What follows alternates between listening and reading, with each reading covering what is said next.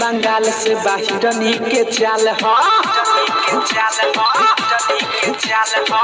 आइल बंगाल से बाहिरनी के चाल हो कमर हिला के त कहरत बवाल हो देखो एकर गोरे गोरे गाल हो आदे के बताओ आदे केस्टा के माल हो आदे के बताओ आदे केस्टा के माल हो आदे केस्टा के माल हो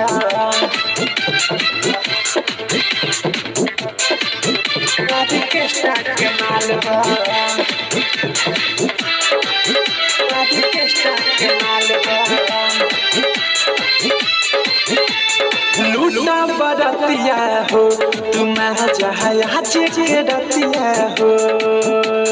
देखो न अपन देखावे घूम के चोली के पटिया हो लूटा बरतिया हो तुम जहाज के रतिया हो देखो न अपन देखावे घूम के चोली के पटिया हो बाते गजब पोलाई बाजब के चीज हाथ भीतरी घुसा के सजाए के गीज ढोढ़िए कर देख 2 इंच खाल हो आदे के बताओ आदे केस्टा के माल हो आदे के बताओ आदे केस्टा के माल हो आदे केस्टा के माल हो आदे केस्टा के माल हो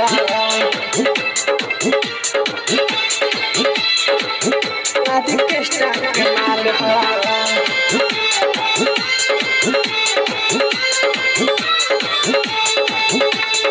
हिया रसीली हो ये सब के जल्दी न मिली हो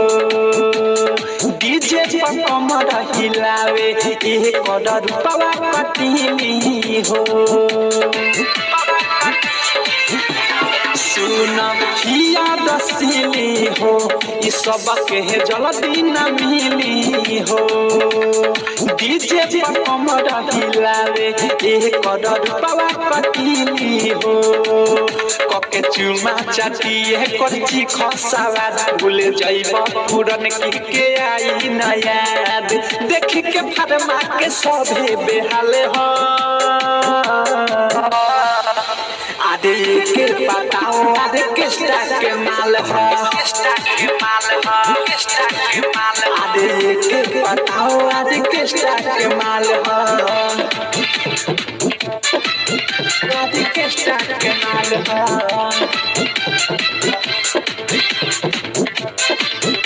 आदे केस्टा के माल हो आदे केस्टा के माल हो राही कदबी की विशाल नाही मिली दोबारा हो अवध सपने में सुन पवन हो लागी न भारा हो राही कदबी की विशाल नाही मिली दोबारा हो अवध सपने